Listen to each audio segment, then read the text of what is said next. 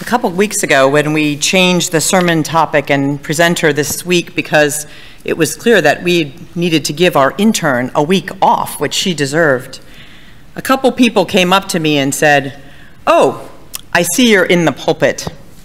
Oh, I see you're preaching about forgiveness. That old topic? Do we have to talk about that again?" "Yes," I said, "we do." And unfortunately, the world continues to give us reason to do so. Nadine Collier, who was the daughter of Ethel Lance, one of the victims in the Charleston church shootings, made a statement at the hearing for Dylan Roof, who was charged with entering a Bible study, sitting for a while, and then opening fire, killing 9 people in what he bragged was an effort to start a race war. Ethel's daughter, Nadine, said this at the hearing: "I forgive you. You took something very precious away from me. I will never get to talk to her ever again. I will never be able to hold her again, but I forgive you and wish mercy on your soul." Nobuo Fujita was a Japanese soldier who set off bombs during World War II, and they landed on the coastal range of Oregon. And years later, he decided to visit that place, to a small logging town called Brookings, because it was there that the bombs that he had set off had landed. He visited to ask them for forgiveness, and he presented, as part of his plea for forgiveness, a 400-year-old samurai sword that had been handed down in his family from generation to generation. And he gave it to the town, and the town officials offered a formal forgiveness for him.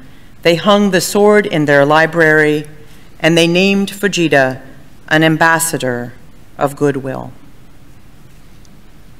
And closer to home, a woman who writes about parenting, blogs about an experience common to many of us, has a passionate argument with her young daughter, and some words fly.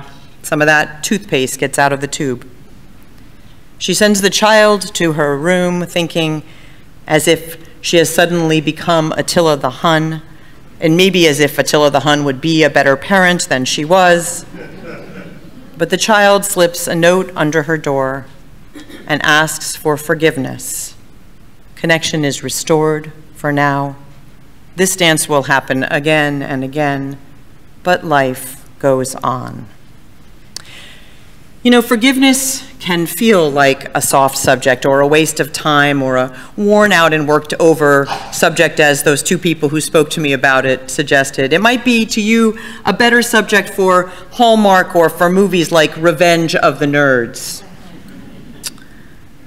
But in my own life, and particularly this week, when last week I celebrated my birthday, and I was thinking that if forgiveness was an airport, then I would be an elite Gold Club frequent flyer.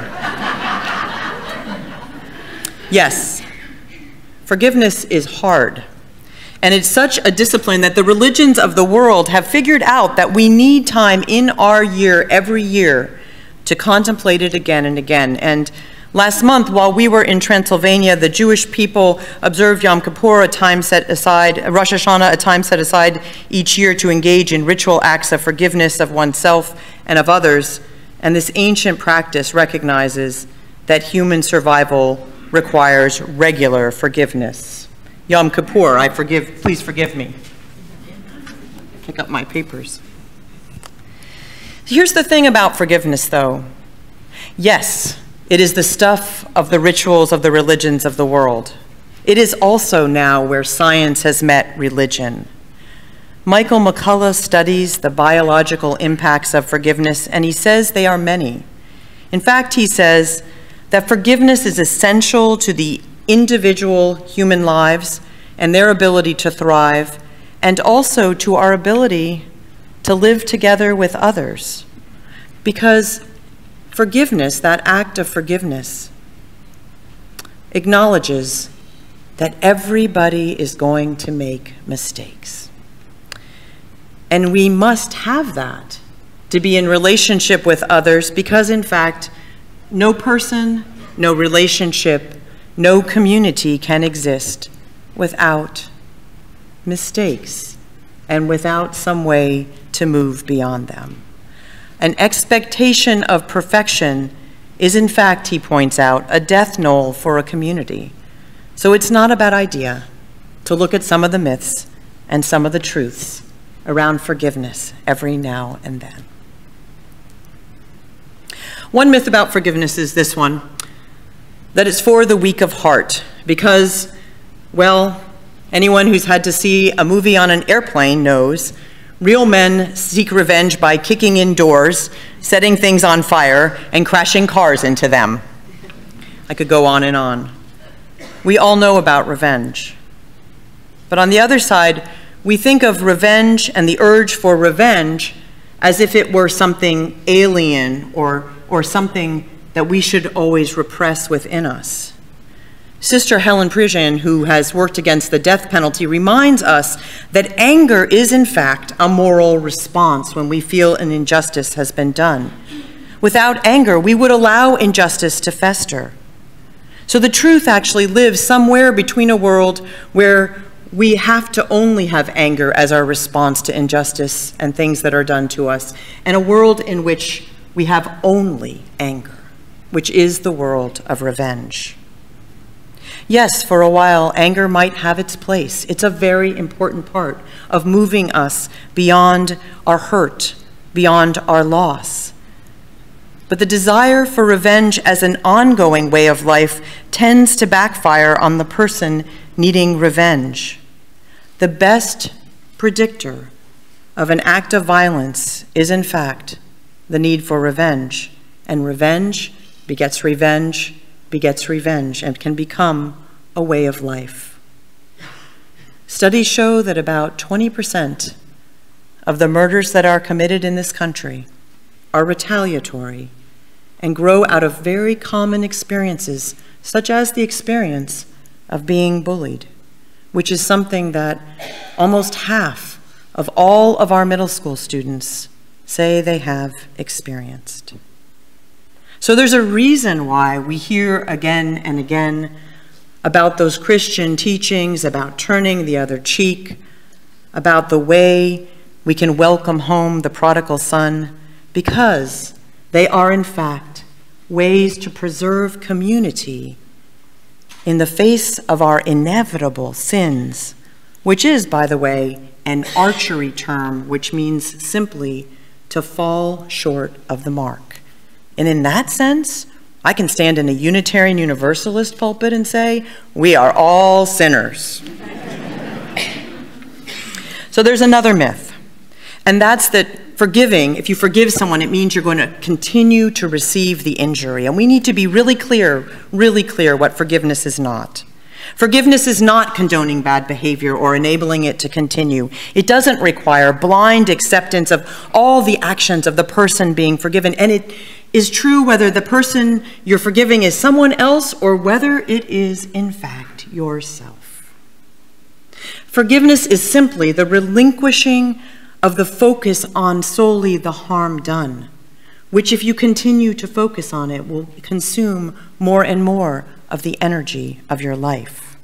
It doesn't even mean, when you forgive someone, that you necessarily resume relations with them. It simply means that you accept that what happened cannot be changed, and no amount of pain or anguish or anger is going to undo what there is to be undone. In other words, that toothpaste is not going back into the tube. There's another common myth, that forgiveness follows a formula where person X forgives person Y, and then person Y goes on to live their life and everything is restored.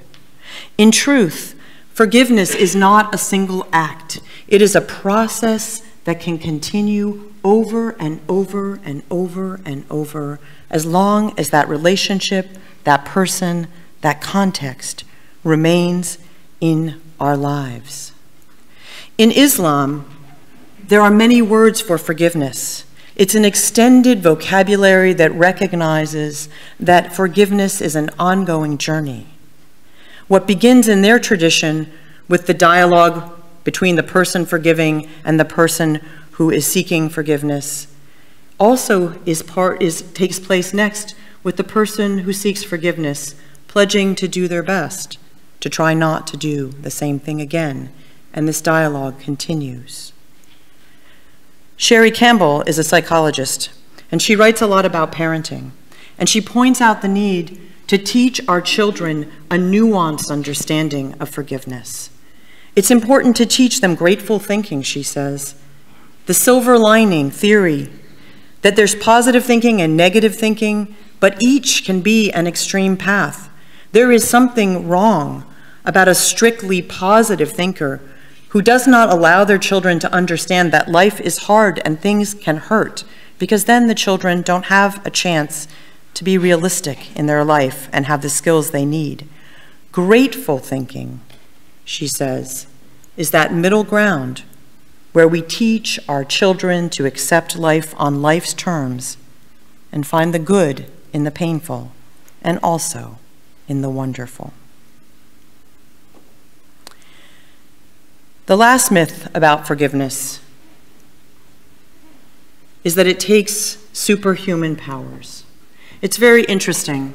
In preparing for this service for the last couple of weeks, I've spent a lot of time on the internet looking at stories, looking at quotes, looking at reflections about forgiveness, and almost all of them talk about the need to have some kind of deity to help you with forgiveness. I think that McCullough's work shows that forgiveness and revenge are actually inherent in the human experience, that they are actually part of our biology, that we have evolved both to be forgiving creatures and also revenge-seeking creatures. Each of those served us over time. Revenge makes sense if you want to discourage additional harm in a situation where that could happen or where you want to keep others from harming you. Forgiveness makes sense, as I said earlier, if you want to live together in community for that greater protection, solace, and nourishment. Krista Tippett, who hosts NPR's On Being series, says, if we accept the normalcy of our instincts both to revenge and to forgive and can see what triggers both of them, we can have more control over both. Forgiveness. This part of my reflection I have titled A Meditation on Forgiveness, because our need to forgive is not just cognitive. It's a full body, full spirit, full service need that we cannot escape. And I myself have learned that over and over and over again, particularly in recent years. I don't get to just think about it once and let it go. I have to keep ruminating and pondering and wrestling and challenging myself to think about how to approach forgiveness, how to accept other people's forgiveness, and how to also forgive myself. It's not a single act. It's an ongoing process. So the first truth that we need to meditate on today is that when we choose to forgive others, we liberate our own lives. Forgiveness is not about offering something to someone else. It is, in fact, about reclaiming the energy of our own lives for ourselves. Taking away the power from the family who abandoned you when you needed them most, from the sibling who could not ever allow you to have your own space, from the partner who slipped away into addiction, or the boss who demeaned you or treated you in a way that denied your dignity, from the mentor who was revealed to have clay feet, from the bullies, or the one who was violent to your spirit or your body, to the community which could not ever live fully into its ideals. Buddhist teacher Sharon Salzberg put it in a note to someone who had wronged her many years before. Know that I forgive you completely and hold no bad feelings for you. I wish you well, Forgiveness leaves us both free to move on. So I want to invite you to take a moment now and think about an area where you must journey in forgiveness, where you must say, we forgive ourselves and each other and begin again in love. The second truth, and perhaps the hardest, is that we must learn to forgive ourselves. And for many of us, this is harder than learning to forgive others. We need to understand that all of us could say Willie Nelson's words that he sings, "I know just what I would change if I could go back in time somehow, but there's nothing I can do about it now, except to make the amends that we can,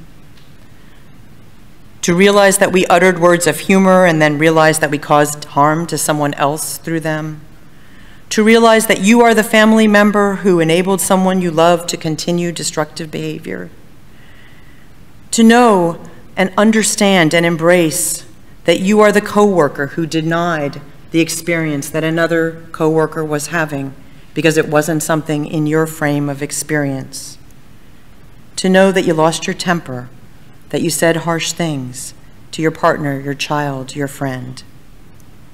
To know that you are sometimes inattentive, self-focused, selfish, greedy, self-aggrandizing.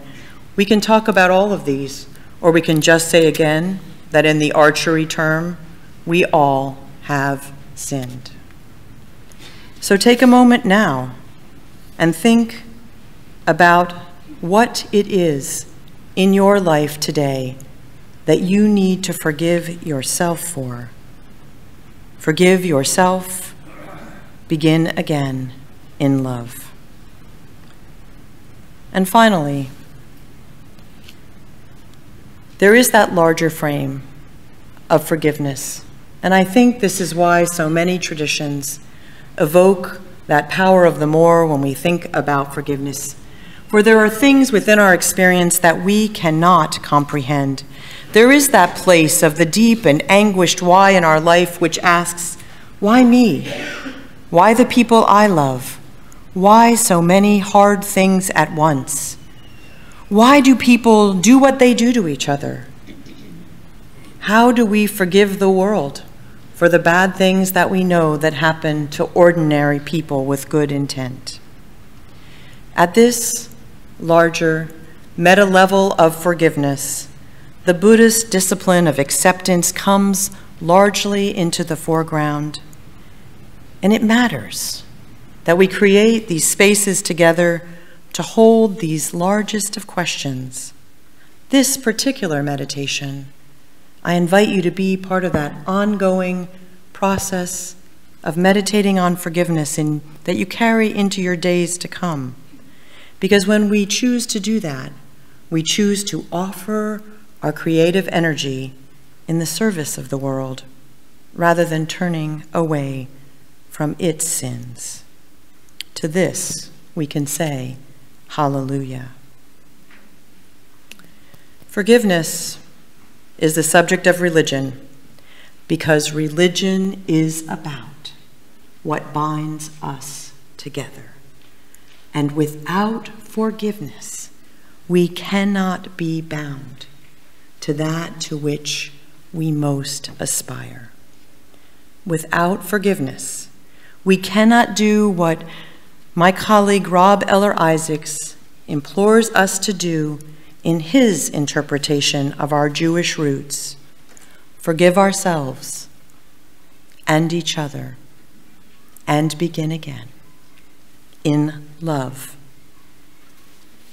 So this very day, this very hour, this very minute, may we find the courage to continue on the many-pathed journey of forgiveness, no matter what form it takes in our lives. May we be the ones to make it so.